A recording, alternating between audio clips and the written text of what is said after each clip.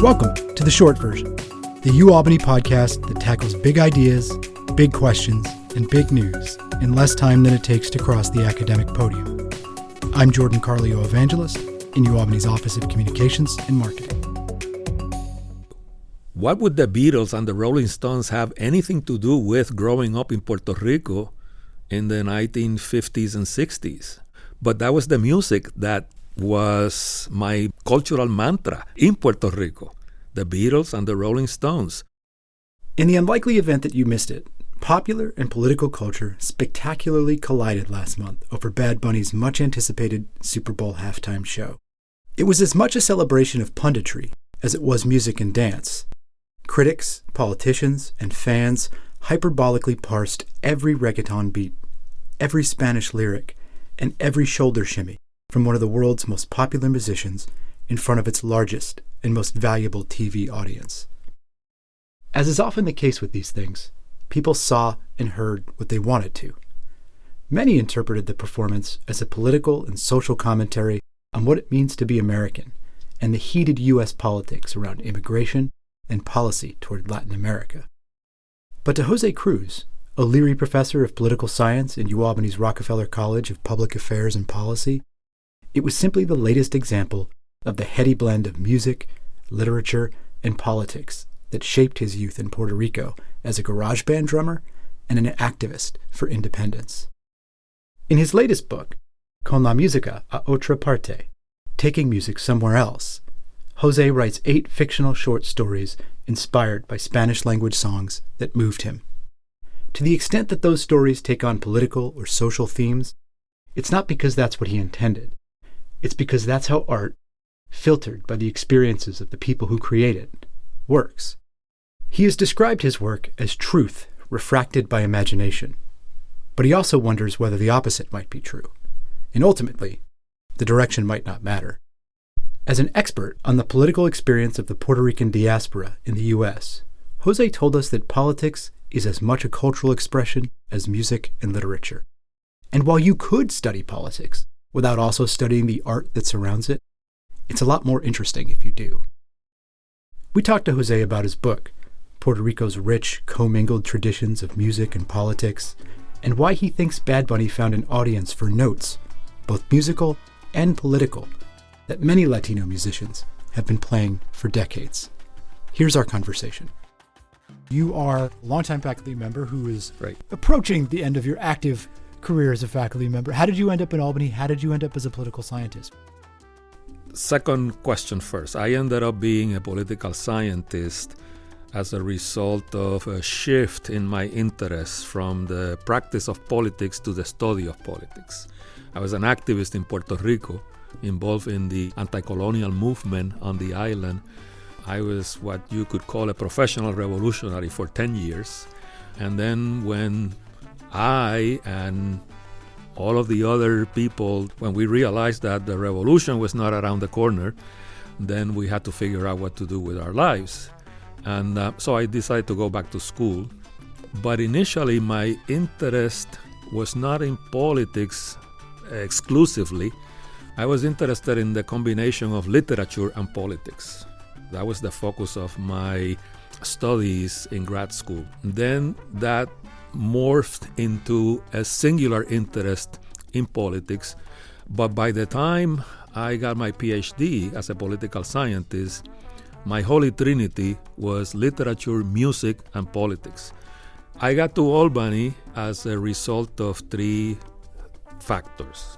Number 1, my talent as a grad student and as a student of political science that gave me my PhD in political science, luck, and affirmative action. And that was in 1994 when I started here at UAlbany. Which revolution was your revolution? In Puerto Rico, we were interested in not just achieving independence for Puerto Rico, but we wanted socialism as well. I was a founding member of the Puerto Rican Socialist Party on the island in 1971. So we wanted independence and a socialist revolution. We wanted a national liberation and the end of class exploitation in society. Over your career as an academic, you've studied the political experience of the Puerto Rican diaspora in the United States, specifically here in the Northeast where we live. Right. But your interest in music Yep. precedes that. And I wonder, how do they overlap? Can you study the cultural, political experience of any people in a place without looking at sort of the art that they consume and the art that they produce? Well, you can, but it's more interesting to be sort of interdisciplinary, if you will, and to find ways in which one particular cultural expression, which politics is part of a culture, sort of overlaps and fuses and combines and is shaped, influenced by other cultural expressions. In the anti-colonial movement in Puerto Rico, politics and music were deeply connected. There was a soundtrack to the anti-colonial movement on the island. And I was part of that at the time, mostly as a consumer and as a listener of that soundtrack. It's later on that I decide to become more of not just a student, but also a practitioner. I have to say that before all of that, I was a drummer in a rock garage band in Puerto Rico. From playing rock and roll, then I shifted to Afro-Caribbean percussion. Then in 2000, I was already settled here in Albany, then I started playing professionally, locally, with a band called Mundo Nuevo, which was a quartet, and we played Afro-Caribbean music in Spanish, and I was the percussionist for that band. Indirectly, we're sitting here because we ran into each other a couple days after the Super Bowl. Right. Knowing what you studied and your interest in music, I had to ask you what you sort of made of this enormous social and political, cultural conversations around Bad Bunny and his performance and what it meant. As someone who has thought about this stuff for a long time, what did you make of the sudden interest? Right. He's been around for a long time, so I know that there's a lot of hard work behind that rise to notoriety. I think his success is in part due to the global success of reggaeton, a musical style of which is only one representative and not necessarily the best, frankly. I think it's part of sort of a generational shift where young people are experiencing the same kinds of things that I was experiencing as a young person in Puerto Rico. We're living in a period of social and political ferment. A lot of stuff is happening that is provoking and stimulating young people into thinking about different types of ways of conceiving and practicing politics. Bad Bunny, in his latest musical productions, he's kind of tapping into that and riding the crest of that wave by his newfound interest in Puerto Rican history and politics. One of the visually most striking moments in his performance was a procession with people carrying the flags of the many different countries that make up North America, Central America, South America. And it was this sort of broader notion and conception of what America is than just the United States. And what you said to me was, people have been saying that for a long time. Right. He's certainly not the first. And so what is sort of the history of that? Yeah. It goes back to the connection between politics and music, which is long-standing. In Puerto Rico, for example, there is a musical genre known as plena, which is known as the people's newspaper, because every plena song, it's based on an event or a situation or an issue related to politics and society. And that's been around since the early 20th century in Puerto Rico. The idea of America as a hemispheric concept, as opposed to just the United States, goes back to the late 19th century and early 20th century in the works of José Martí, the Cuban patriot and intellectual, where he wrote about Nuestra America, our America. He didn't really mean just the United States, but the hemisphere. In music, the first one to do what Bad Bunny did at the Super Bowl was actually a Panamanian singer, composer, Rubén Blades, in this album called Siembra, which came out in 1978. One of the songs at the end lists, just like what Bad Bunny did, the names of all the countries of Central and South America in the context of the desirability of hemispheric unity. So that was the first time, and this was in 1978. And siembra means? Siembra means cultivating, sowing seeds. Is there or can there be any music that is not political? Oh, yeah, sure. My interest in literature, music, and politics culminates in this book that I just published this year called La Música a Otra Parte, Taking Music Somewhere Else. This book is 8 short stories, fiction, using as cues for each of the stories 8 popular Puerto Rican songs. And I use the songs to spin stories that address social and political issues in Puerto Rico, issues having to do with racial violence, with misogyny, with economic inequality. But frankly, for me, that combination was just a byproduct of my experience with literature, music, and politics.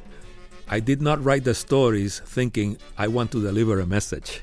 I want to make a social commentary. It just happened because ultimately I think that art should be practiced for art's sake. Music, literature, they are distinctive expressions that can be combined, but they all have their own distinctive logics, histories, techniques that separate them from each other. So you can create art and you can create music that has nothing to do with politics, that is just about language, images, dreams, experiences that are deeply personal, familial, etc. So that's possible. Do you think that art, literature, music has a way to reach people and make them think about social issues, political issues, in a way that a government report that sort of very clinically, empirically lays out an issue or problem cannot do? I think so. There's a poem by Jorge Luis Borges called Arte Poética, the art of poetry. And one of the verses, he says, "Sometimes in the afternoons we see our faces reflected in a mirror. Art should be like that mirror that reveals to us our own face." So to the extent that a cultural expression can do that, it's going to speak to people. And if the corollary aspect of that creation has something to do with society and politics, it's going to speak to the person in societal and political terms. And it's going to be much different than reading an article in the New York Times or reading an academic monograph, because there's going to be an identification with what the reader, the listener, is confronting, what is presented to him or herself.